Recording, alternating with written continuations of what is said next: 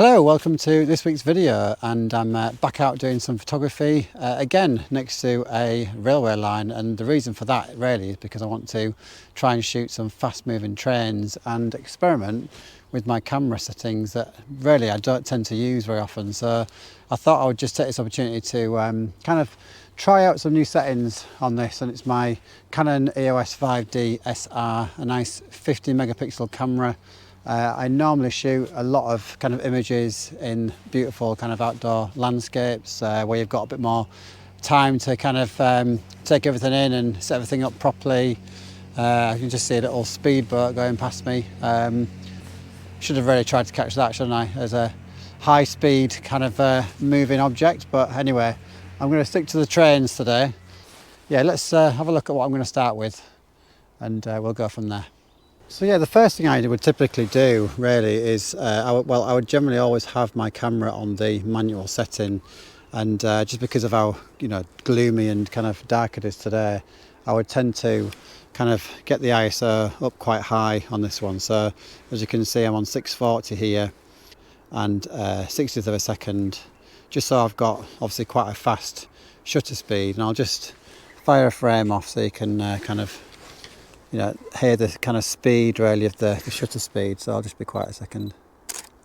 So you can tell there that's quite a fast shutter speed, but the image is still quite dark. So that's something that I'm definitely going to obviously make better in kind of post-production. I'll bring our levels up quite a lot more there. But what I don't want to do is take the ISO too far. So for example, anywhere around 800 or 1000, you'll be fine to use, but you don't want to kind of go too far beyond there, because you'll start getting a lot of graining on your images, which adds a bit of noise, and if you want a very nice clean image, you probably don't want to have the graining on there. So that's just something to be aware of. So what I'm going to do is I'll probably just keep it at 640.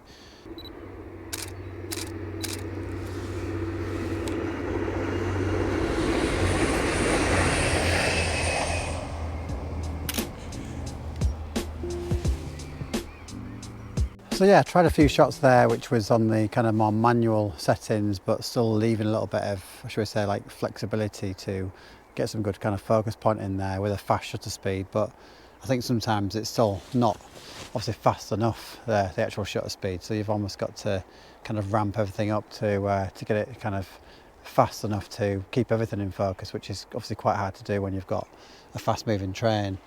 So I can hear a train on the way. That's good. It's quite a slow moving one, so we should be okay.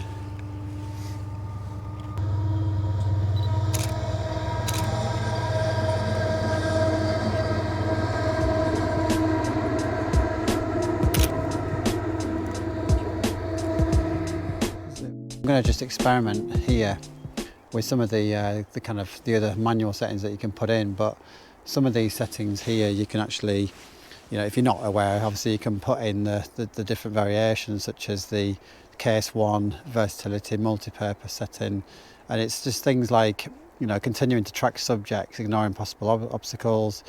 You can also put obviously fast moving focus points on subjects that suddenly move and a bit more jittery, so obviously sports activities kind of the things that work quite well for that. I'm going to play around with all these different versions here just to see actually what works better. The only slight issue I've got is that there's no trains. I'm still waiting for them to turn up, so it's yeah, a bit of a slow patient wait at the minute. Hopefully we'll get one soon and we can try this one out.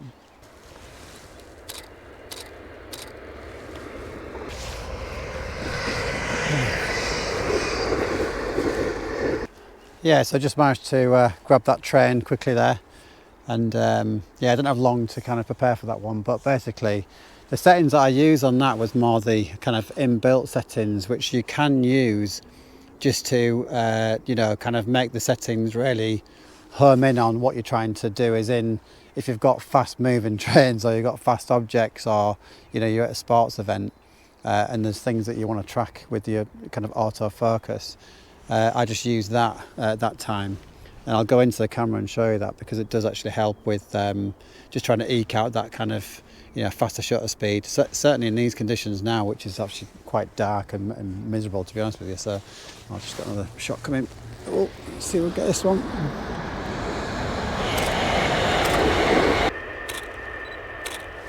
God, that was a rough effort, wasn't it? Trying to get this this tripod around here. Basically, I tend to try and leave this tripod so I can flex it round kind of easily without obviously moving it up and down.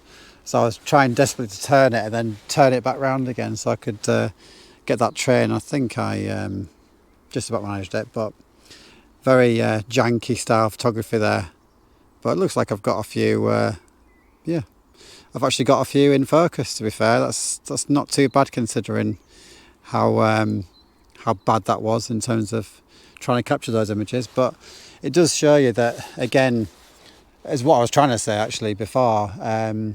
I feel like actually some of these kind of more programmed in settings actually really do help you to have, you know, a faster shutter speed, but also, you know, it just kind of allow you to get that pinpoint accuracy a little bit more. Especially considering these conditions. As I say, it's very cloudy and it's quite dark now. It's gone 5 o'clock, so it's you know, obviously later in the day. I didn't think it'd be quite as good at kind of giving me a little bit more than the manual settings. So I guess that's just something to kind of consider yourself if you're in these situations where you want something, you know, really fast in order to kind of capture your subjects.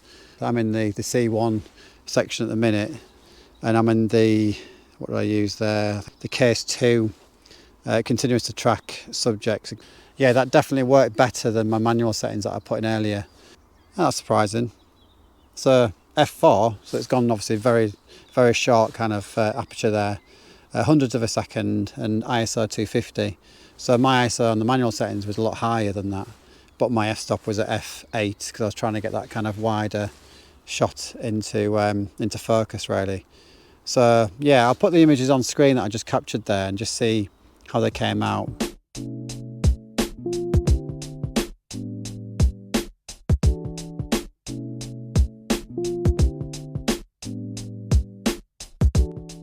I must head off, and yeah, as always, not as much time as I'd like to spend doing these kind of things. Okay, so back to the normal settings here. Just going to give this a go. So I've just yeah, I've got the composition that I want here, and obviously the beauty in the tripod is obviously you can shoot a little bit slower and lower settings as well. 400 ISO, I've got this at f8. And if you just want it to be slightly safer with your, obviously your clicking of the shutter, if you don't want to obviously move things too much because the camera's now in a bit of a slower mode, you can go into your drivetrain section here. So if you go to drive, you can put the camera into like a 2-second remote, so you'll hear the difference now. Obviously that's just that kind of slower way to shoot. But as I say, is quite the benefit when you're shooting a lot darker in this kind of light that you're on a tripod, because you won't be able to do this otherwise. So it definitely works better.